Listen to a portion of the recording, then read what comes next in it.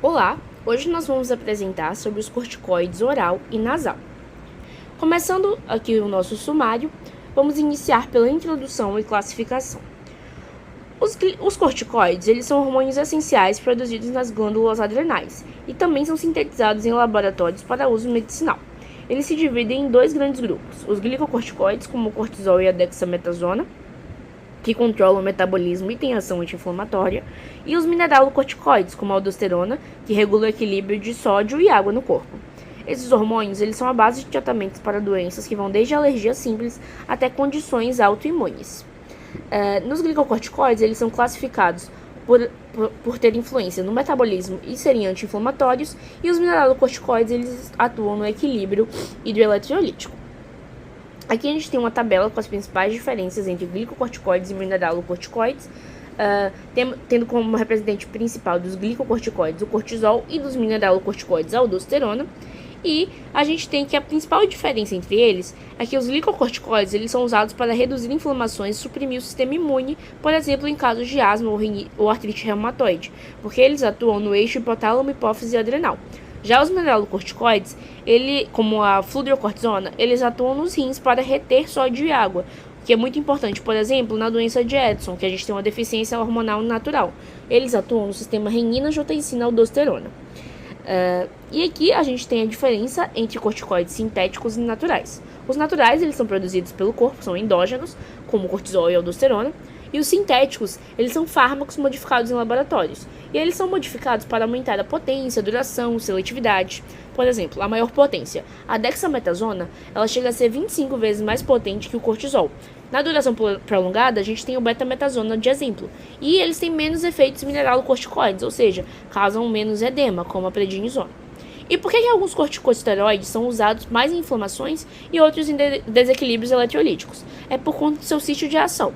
Os glicocorticoides, eles agem mais em inflamações, porque eles suprimem citocinas e as células imunes. Já os mineralocorticoides, eles são usados em doenças como a doença de Edson, que eu falei anteriormente, que a gente tem uma perda de sal e desidratação, já que ele age no sistema renina-angiotensina-aldosterona.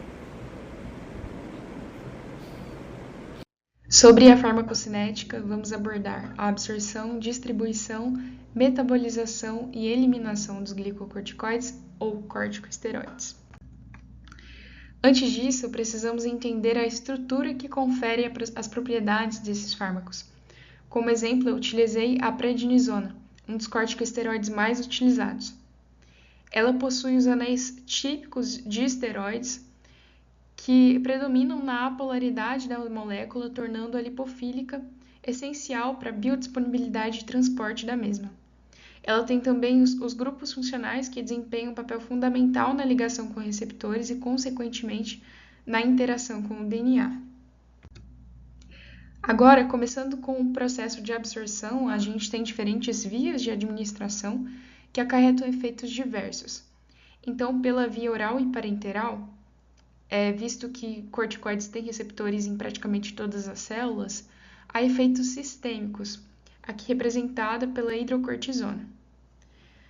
Já na via inalatória e tópica, como nos cremes, representada aqui pela betametasona e budesonida, observa-se efeitos predominantemente locais, o que traz menos efeitos adversos sistêmicos. Quanto à distribuição, é impossível não falar da transcortina. Ela é um complexo proteico de alta especificidade com os glicocorticoides, porém baixa capacidade, o que quer dizer que com altas doses administradas de corticoide, ela satura e não consegue atender à oferta de fármaco. Nesse caso, a albumina tem certa utilidade, pois em altas concentrações ela consegue transportar o excedente. Apenas uma observação que os corticosteroides conseguem facilmente ultrapassar a barreira placentária e eles são até utilizados para tratar precocemente a hiperplasia adrenal congênita e induzir maturação pulmonar em potencialmente prematuros. Seguindo o processo farmacocinético, a metabolização dos corticosteroides é feita essencialmente no fígado. Os fármacos nativos também são ativados nele. E a próxima etapa, a eliminação, depende da metabolização. que ocorre por conta do citocromo P450, especialmente o CYP3A4. Essa isoenzima atua na redução da ligação dupla e dos corpos cetônicos. Posteriormente, na conjugação com ácido glicurônico, a glicoronidação, ou seja, essa conjugação deixa as moléculas mais solúveis em água, o que facilita a eliminação pela urina. Então, a eliminação ocorre majoritariamente pelos rins, que dependem da taxa de filtração glomerular e do metabolismo. No hipertiroidismo, por exemplo, a meia-vida do fármaco vai ser diminuída, porque ele é eliminado com mais rapidez. Por fim, uma pequena porção do fármaco também será eliminada pela bile, o que é um tanto comum para moléculas conjugadas no fígado que possuem alto peso molecular.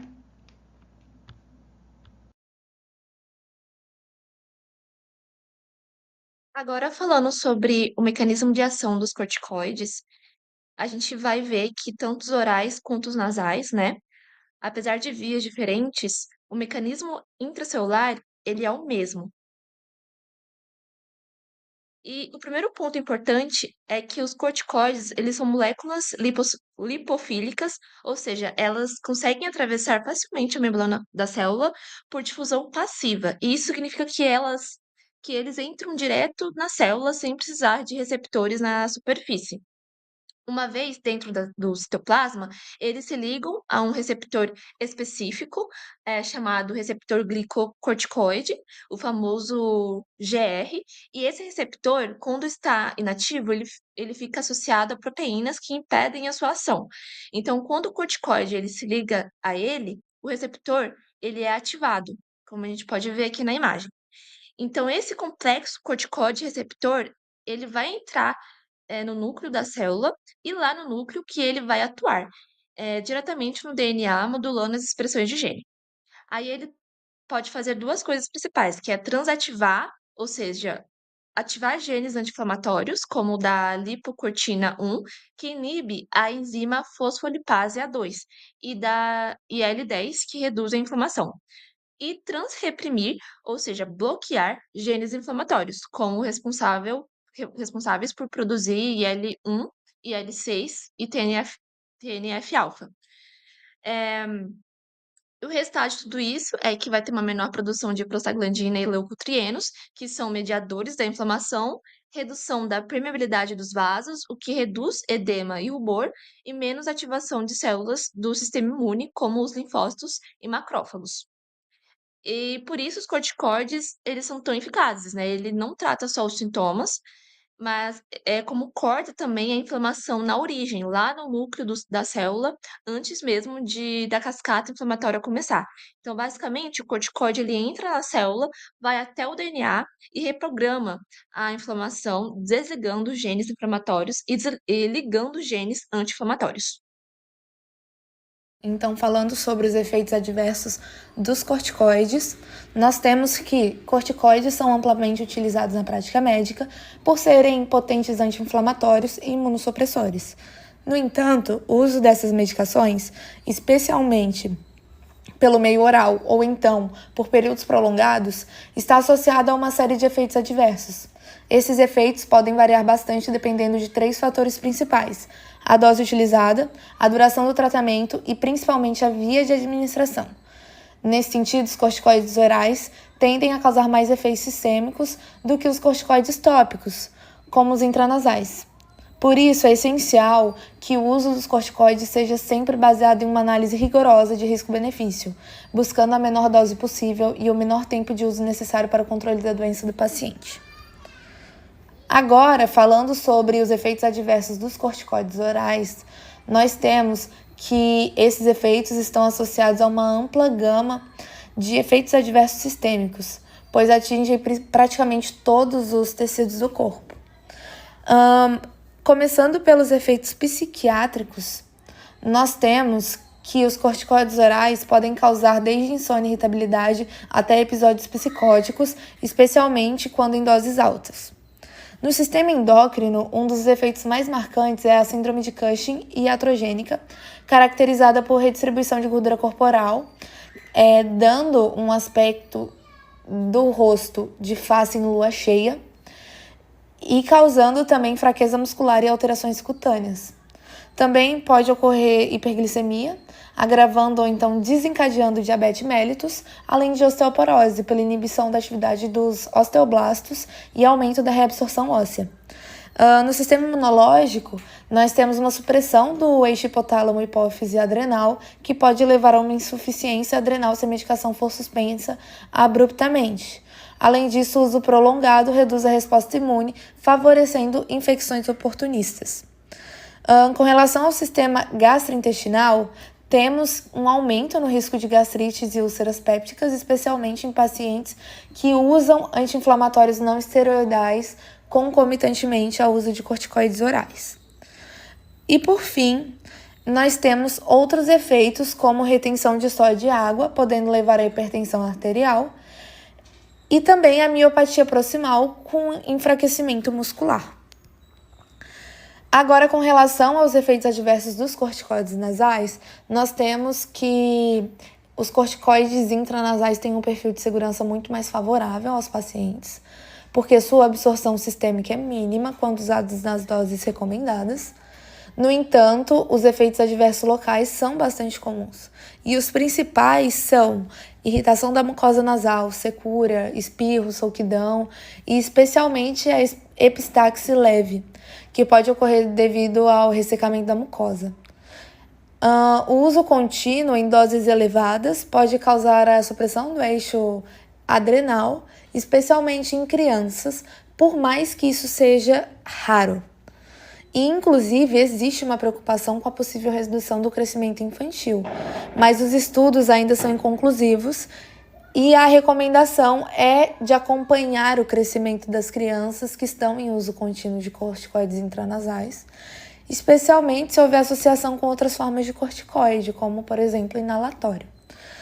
Dessa maneira, esses efeitos eles reforçam a importância da orientação adequada sobre o modo de aplicação e a escolha da menor dose eficaz a todos os pacientes. Bom, falando agora então sobre as indicações terapêuticas, só uma breve revisão aqui, né? Os corticoides têm o efeito de suprimir, né? Efeito inibitório sobre o sistema imune, por isso, quando não envolvidos na função adrenal propriamente dita, né? Tem uma ampla indicação terapêutica, principalmente em casos para proporcionar uma imunossupressão.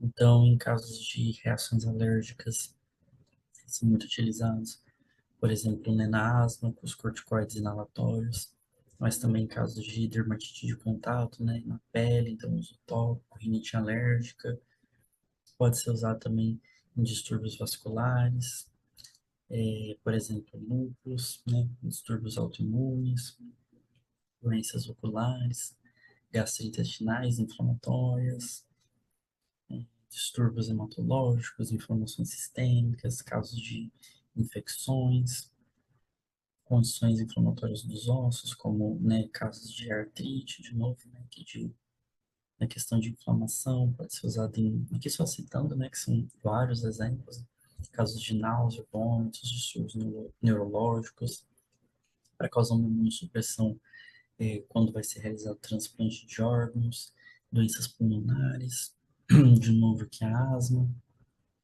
é usado em casos de, pode ser usado, né, o corticoide inalatório em casos de DPOC, distúrbios renais, entre outros.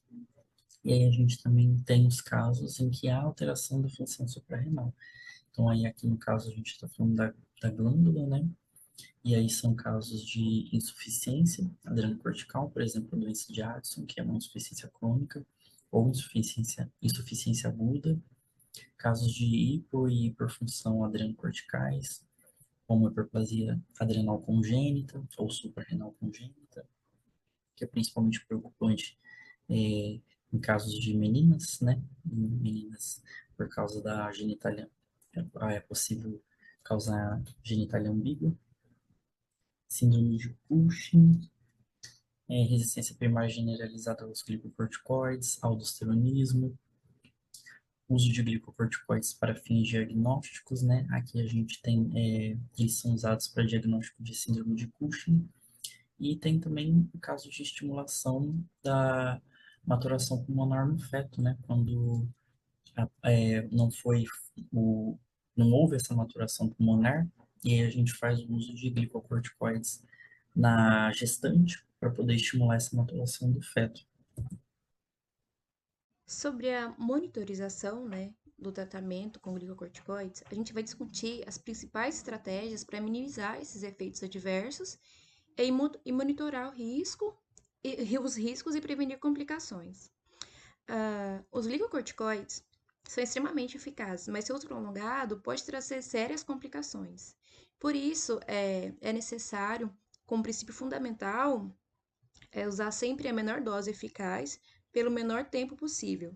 Sempre que possível, priorizar vias tópicas ou inaladas para minimizar esses efeitos sistêmicos.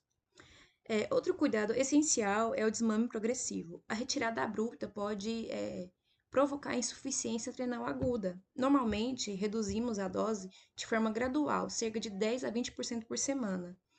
E, além disso, devemos revisar periodicamente a prescrição e avaliar se o uso ainda se faz necessário. O uso de glicocorticoides aumenta a gliconeogênese hepática e reduz a sensibilidade à insulina, levando a uma hiperglicemia esteroide induzida. Por isso, devemos monitorar regularmente a glicemia de jejum e pós-prandial dos pacientes que fazem, o uso dessa medicação, principalmente pacientes que já têm um diagnóstico de diabetes ou apresentam algum risco metabólico. Se for uso prolongado, também devemos avaliar a hemoglobina glicada desse paciente. Se houver alterações, precisamos ajustar o tratamento com hipoglicemiante. A monitorização da pressão arterial é extremamente importante, já que os glicocorticoides aumentam a retenção de sódio e água, que pode levar a uma hipertensão arterial. Monitorar a pressão do paciente durante todas as consultas é algo essencial. E caso o paciente esteja com uso crônico, podemos precisar ajustar ou iniciar um tratamento antihipertensivo. A monitorização da densidade óssea é muito importante, já que um dos efeitos mais importantes dos glicocorticoides é o impacto negativo no metabolismo ósseo. Eles aumentam a reabsorção óssea e reduzem a formação do osso novo, provocando osteoporose e aumentando os riscos de fraturas. A recomendação é realizar a densiometria óssea no início do tratamento e repetir entre 6 a 12 meses, conforme o risco e a idade do paciente. Já como prevenção, a gente tem uma reposição, uma suplementação de cálcio e vitamina D, que além de garantir a prevenção de osteoporose, ela é fundamental para todos os pacientes que fazem uso prolongado de glicocorticoides. Além disso, estimular hábitos saudáveis como atividade física, evitar tabagismo e álcool. Em alguns casos de alto risco, podemos até iniciar o bifosfonato para proteção óssea adicional.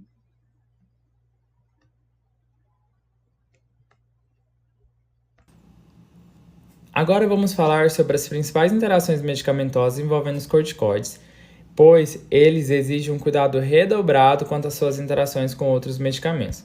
Começando então aqui com os anti-inflamatórios não esteroidais, os AINES, quando fazemos a combinação com o corticoide e os AINES, como o ibuprofeno e o diclofenaco, o risco de lesões gástricas e hemorragias digestivas aumentam significativamente, pois ambos irritam a mucosa gástrica e reduzem os mecanismos protetores.